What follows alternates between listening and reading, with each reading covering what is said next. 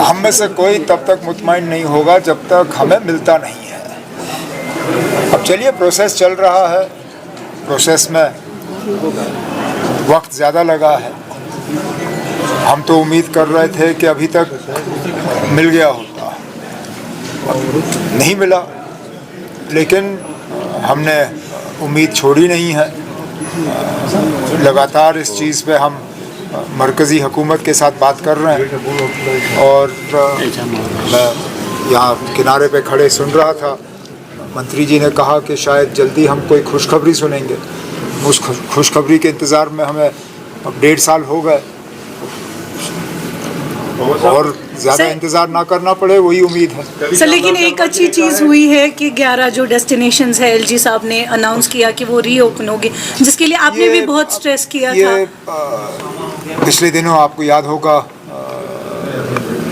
मरकज़ी home minister साहब आए थे जम्मू, उनके साथ मेरी बातचीत हुई। इससे पहले मैं दिल्ली में भी उनसे मिला था और टूरिज़म के हवाले से मेरी यही गुजारिश थी उनसे कि मेहरबानी करके जो इलाके बंद हैं उनको खोल दीजिए।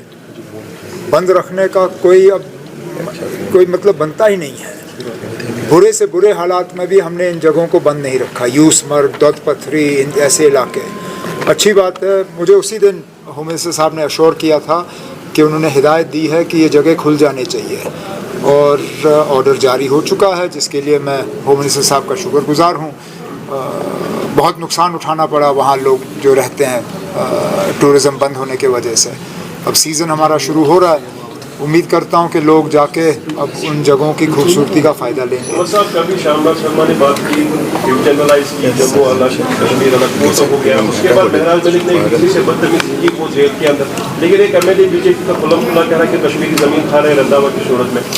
वो तो अब, लेकिन उसके बाद फिर हकीकत सामने आई ना, मुकदमा उसके खिलाफ हुआ था।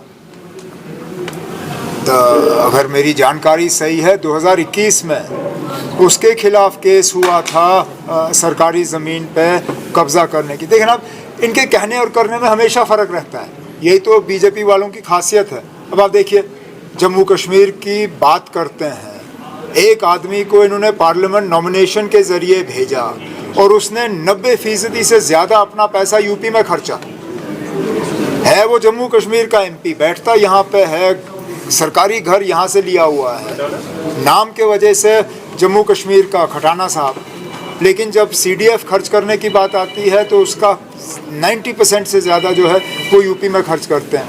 अब यही तो मैं कहता हूँ ना, अब इनके कहने और करने में बहुत फ़र्क है। उमर साहब, पाक और मुक़द्दस महीना शुरू होने वाला है, कल खबरें चली कि 34% इलेक्ट्रिसिटी डेफिसिट है, जिसका मतलब काफ़ी ज़्यादा। कोई ना, हमारी मुकम्मल कोशिश रहेगी और आज मैंने मीटिंग रखी है इसी सिलसिले में कि सहरी और इफ्तियारी के वक्त जो है कम से कम बिजली के कट रहें। बाकी डेफिसिट कोई आज नई बात नहीं है, डेफिसिट तो हमें विरासत में मिली है और इसको दुरुस्त भी किया जाएगा आने वाले कुछ सालों में जब हमारे नए प्रोजेक्ट्स जो हैं वो चालू होंगे। लेकिन इस पाक महीने में कम से कम लोगों को तकलीफ़ का सामना करना पड़े, उसके लिए तमाम इक़दाम उठाए जाएंगे। सर, डेली वेजेस को लेकर मामला तूल पकड़ता जा रहा है। कल श्रीनगर में मुख्तलिफ मकामात पर किस लिए, क्यों, आज क्या हुआ जो कल नहीं था? कहा हुआ है इनसे असेंबली के फ्लोर पे कहा हुआ है कि एक प्रोसेस के तहत, एक टाइम टेबल के तहत इनको रेगुलराइज किया जाएगा।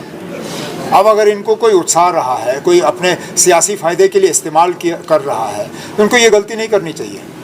मैं वो शख्स हूँ, आप प्यार से मुझसे कुछ भी मांगो, मैं करने के लिए तैयार हूँ। मुझे डराने की कोशिश करोगे, धमकाने की कोशिश करोगे, फिर कुछ नहीं होगा।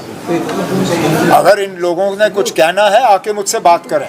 ये जो सड़कों पे एहतजाज करने का सिलसिला किसी के दबाव में आके कर रहे हैं, ये अच्छी बात नहीं है, उनके लिए भी अच्छी बात नहीं है और उनके मुस्तकबिल के लिए भी अच्छी बात नहीं है। जब हमने असेंबली में कहा हुआ है कि इस साल एक पॉलिसी के तहत जो है इनके रेगुलराइजेशन का टाइम टेबल जो है वो जारी किया जाएगा, उसके बाद सड़कों पे आने की बात कहाँ पे आती है?